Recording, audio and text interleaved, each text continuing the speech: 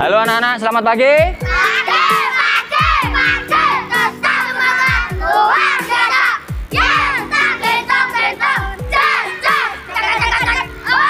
Oke, kalian semoga kabarnya hari ini baik-baik saja. Sebelum kita melakukan kegiatan pagi hari ini, saya minta untuk berdiri sebentar. Yuk berdiri, kemudian kita bernyanyi bersama-sama agar lebih semangat.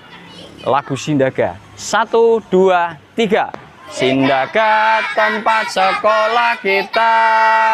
Di sini banyak ilmu diajarkan. Dari ilmu agama, sains dan matematika, ada seni dan olahraga. Pantang kembali pulang sebelum kita berjuang demi ilmu dan semua cita-cita. Di Sindaga sekolah kita. Jujur, berani, gagah dan berwibawa, itulah semboyan kita. Disiplin, beradab, sopan dan ceria. Di Sindaga sekolah kita. Anak-anak, kemarin kita sudah belajar tentang kesepakatan kelas kita. Masih ingat kesepakatan kemarin yang kalian tulis di kertas kemudian di bawah? Masih ingat? Masih. Oke. Arya, apa kesempatan kelasnya? Berbicara yang sopan. Berbicara yang sopan. Fatir? Tugas harus dikerjakan. Tugas harus dikerjakan. Davin? Tidak mengumpul meja evaluasi. Oke. Adib? Menjaga kebersihan kelas. Iya. Sabik? Saling membantu teman. Ferdi? Membantu pak guru. Akmal? Sekolah harus tepat waktu. Alma? Bertanda kotor atau sarung. Izati? Toilet harus dulu. Putri? Oke, bagus. Tepuk semangat. Semangat.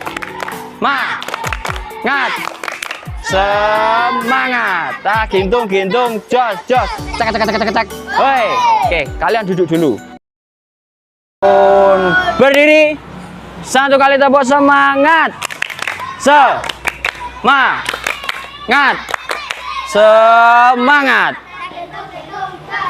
Nah,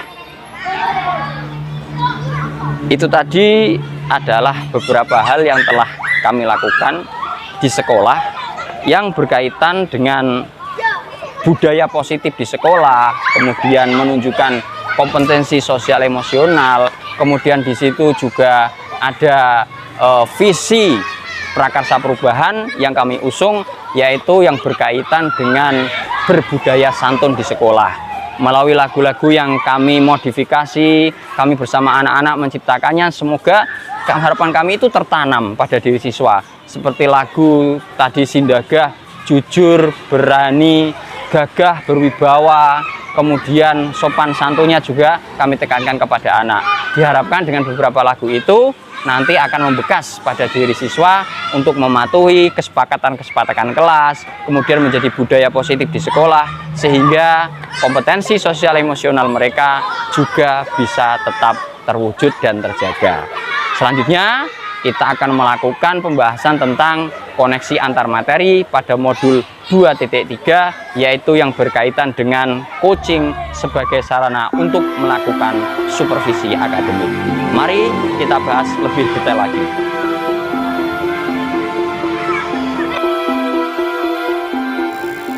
Assalamualaikum warahmatullahi wabarakatuh. Salam sejahtera untuk kita semua. Salam Om Swastiastu, Namo Buddhaya. Salam kebajikan. Rahayu, rahayu, rahayu, sagung dumadi. Bagaimana kabarnya Bapak Ibu? Terutama Anda yang mengikuti pendidikan guru penggerak Angkatan 9 tahun 2023. Wah, kita sudah sampai pada tahap yang sangat-sangat luar biasa. Kita sudah menghabiskan 7 modul. Dan ini kita sudah modul 2.3. Walaupun belum semua modul kita pelajari, namun bagi saya pencapaian ini patut kita rayakan dan patut diberikan apresiasi. Bapak Ibu, modul 2.3 yang telah kita pelajari beberapa waktu yang lalu yang membahas tentang kegiatan coaching, atau lebih tepatnya adalah coaching sebagai sarana untuk melaksanakan supervisi akademik, kita telah mempelajarinya. Ada beberapa hal yang penting menurut saya, walaupun kita belum sepenuhnya memahami 100%, namun kita dalam tahap belajar, setidaknya kita telah berupaya untuk membaca, untuk merasakan, memahami, meresapi, dan menghayati, kemudian menjalankan tugas, yaitu melakukan praktek coaching dan juga melakukan supervisi. Sedikit yang mungkin bisa saya sampaikan pada kesempatan kali ini adalah bahwa pada modul 2.3 saya mendapatkan atau memperoleh hal penting, yaitu yang pertama mengetahui apa itu sebenarnya coaching. Nah, coaching adalah sebuah kegiatan yang bertujuan untuk menentukan bagaimana seorang coach kita tuntun. Bagaimana seorang coach itu kita tuntun untuk menemukan ide baru, cara-cara baru untuk mengatasi problem atau masalah yang sedang ia hadapi. Nah, tentunya problem itu menjadi tantangan yang diharapkan mampu dihadapi, kemudian mencapai tujuan yang ingin dikehendaki oleh seorang coach. Sehingga di dalam pelaksanaannya, seorang coach hanya membantu seorang coach untuk lebih memahami situasi yang dihadapi. Kemudian seorang coach mengarahkan coach untuk belajar dari dirinya sendiri, belajar apa yang ia rasakan, masalah apa yang ia hadapi, dan yang paling penting, seorang coach adalah ia yang akan menuntun untuk seorang coach mengambil keputusannya sendiri, bukan menunjukkan solusi atau jalan keluar. Bapak, Ibu guru hebat dimanapun Anda berada. Nah, kemudian coach ini juga dipilih sendiri oleh seorang coach. Coach adalah orang yang dianggap layak, dipercaya oleh seorang coach, bahwa ketika seorang coach ini melakukan percakapan atau perbincangan dialog dengan seorang coach pilihannya, maka dia akan merasa aman, merasa nyaman, merasa tentram, dan diharapkan mampu menjadi media ketika melakukan penyampaian keluh kesah atau problem yang sedang ia hadapi. Namun tentu saja dalam pelaksanaan coaching kita harus memahami ada 3 prinsip dalam pelaksanaan coaching, yaitu yang pertama adalah kemitraan yang setara. Bagaimana sih kemitraan yang setara? Kemitraan yang setara adalah tidak adanya atau tidak ada strata lebih tinggi atau lebih rendah seorang coach dengan coach. Tidak ada istilah atasan dan bawahan. Yang ada adalah satu duduk sama rendah dan berdiri sama tinggi. Di sini maka kemitraan yang setara itu akan memberikan kesempatan seorang coach itu merasa stratanya itu sama. Tidak ada istilah orang Jawa itu ewuh pekewuh atau bahkan malu mungkin, segan atau istilahnya kaku. Yang ada adalah kelenturan dalam pembicaraan. Selanjutnya prinsip coaching yang kedua, yaitu terjadinya sebuah percakapan yang kreatif. Percakapan yang kreatif adalah percakapan 2 arah, dari coach dan coach, dari coach kepada coach. Percakapannya apa? Yang berkaitan dengan permasalahan yang dihadapi seorang coach. Di dalam percakapan kreatif ini adalah muncul nantinya gagasan-gagasan yang ditemukan sendiri oleh seorang coach. Karena dari percakapan kreatif itu, seorang coach itu akan merasa tergelitik oleh pertanyaan-pertanyaan pemantik, oleh arahan-arahan yang bersifat menggali dari coach sendiri. Sekali lagi kami ingatkan, bukan solusi yang diberikan, tetapi arahan dan pemantik-pemantik yang ditujukan dari seorang coach kepada seorang coach. Kemudian prinsip coaching yang ketiga, yaitu adanya optimalisasi potensi atau memaksimalkan potensi yang ada pada diri seorang coach. Artinya apa? Coach itu berusaha untuk menjelaskan kepada coach potensi yang ia miliki, bagaimana ia itu kemudian menyimpulkan sebuah permasalahan, bagaimana coach itu menggiring agar bagaimana coach itu menggiring coach untuk menyimpulkan kemudian mengambil sebuah rencana aksi sebuah tindakan yang terukur, kemudian berkelanjutan. Nah, dari situ yang sudah kita pahami bersama dalam kegiatan coaching nanti adalah digunakan sebuah alur yang dinamakan dengan alur Tirta, yaitu T tujuan atau kita menetapkan sebuah tujuan apa yang ingin kita capai dalam upaya melaksanakan coaching. Kemudian I yaitu mengidentifikasi masalah permasalahan pada coach. Kemudian R rencana aksi yang ditentukan sendiri oleh seorang coach. Dan yang terakhir adalah TA atau tanggung jawab. Tanggung jawab ini adalah penting karena harus dirawat.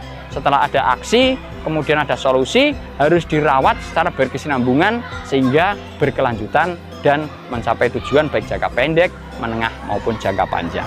Nah, kurang lebih itu yang berkaitan dengan modul 2.3. Lalu, apa koneksi dari modul 2.3 ini dengan modul-modul yang sebelumnya? Baiklah, kita akan bahas satu persatu. Bapak Ibu guru dimanapun Anda berada, terlebih bagi Anda yang sedang menempuh program atau pendidikan guru penggerak.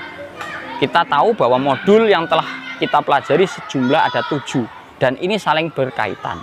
Yang pertama, modul 1.1 yaitu tentang filosofi pendidikan Ki Hajar Dewantara. Kemudian modul 1.2 yang berkaitan dengan nilai dan peran guru penggerak. Kemudian modul 1.3 itu membahas tentang visi dan prakarsa perubahan melalui Bagja. Kemudian yang keempat atau modul 1.4 yaitu kita belajar tentang budaya positif di sekolah.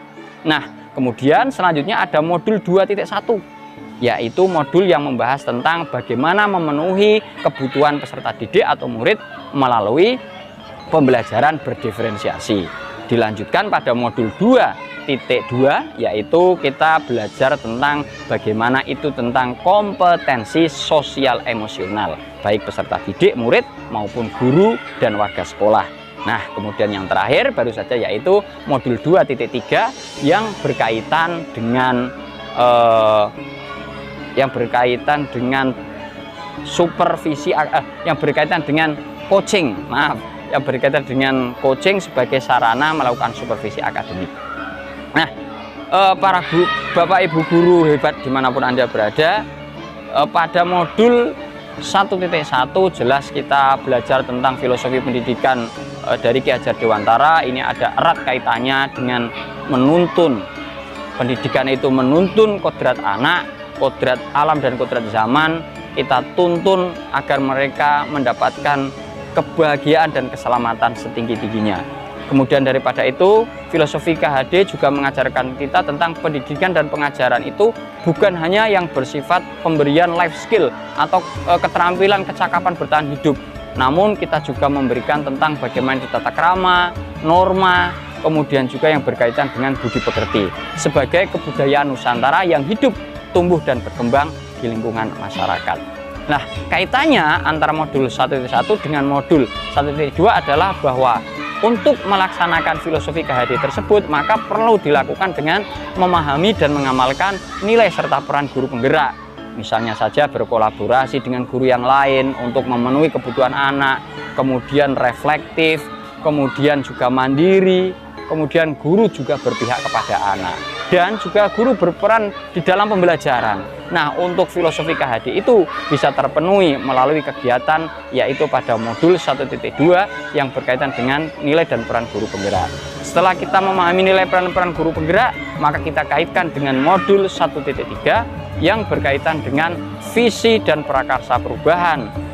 Filosofi KHD tentang menuntun, kemudian nilai dan peran guru penggerak yang berpihak pada kepentingan anak, kita jadikan sebuah visi yang tepat, yaitu kita menggunakan kemarin visinya yaitu bagaimana membiasakan kehidupan yang santun di lingkungan sekolah. Nah, dari filosofi KHD, kemudian nilai dan peran guru penggerak, kita akan menetapkan sebuah visi dan prakarsa perubahan melalui Bagja, dan nanti dikaitkan dengan modul 1.4 yang berkaitan dengan budaya sekolah. Nah, setelah terbentuk sebuah budaya sekolah, budaya positif yang bagus, budaya positif yang terawat dan menjadi kebiasaan di sekolah tersebut, maka salah satunya di dalamnya adalah melakukan kegiatan memenuhi kepentingan belajar peserta didik. Salah satunya melalui pembelajaran berdiferensiasi. Pembelajaran berdiferensiasi bertujuan untuk memberikan pelayanan kepada semua peserta didik atau murid, baik melalui strategi yang bersifat strategi berdiferensiasi konten, berdiferensiasi proses, maupun berdiferensiasi produk. Tujuannya pembelajaran dapat dirasakan dan anak-anak semua terlayani dengan baik. Kalau kita kaitkan dengan modul 2.2, yaitu tentang kompetensi sosial emosional. Jelas di dalam kemampuan sosial emosional peserta didik itu akan terjaga, akan menjadi baik apabila tadi bisa terpenuhinya layanan pendidikan melalui pembelajaran berdiferensiasi. Nah, kemudian jika sosial emosional anak sudah baik, sudah tertata, adanya kesadaran diri, ada kesadaran sosial, adanya manajemen diri, ada keputusan yang bertanggung jawab.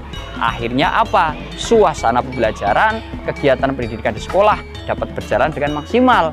Nah, terakhir dikaitkan dengan modul 2.3, yaitu bagaimana seorang manajer atau kepala sekolah melakukan supervisi akademik terhadap guru yang lain, yaitu melalui sebuah pendekatan yang dinamakan coaching melalui alur Tirta. Sehingga antara modul dari 1.1 sampai 2.3 ini ada keterkaitan, yaitu mewujudkan peserta didik yang apa? Yang berdasarkan P5 atau profil pelajar Pancasila. Nah, Bapak Ibu, kiranya itu pembahasan kita pada kesempatan kali ini. Terima kasih. Semoga apa yang kami sampaikan dapat bermanfaat. Assalamualaikum warahmatullahi wabarakatuh. Rahayu, rahayu, rahayu.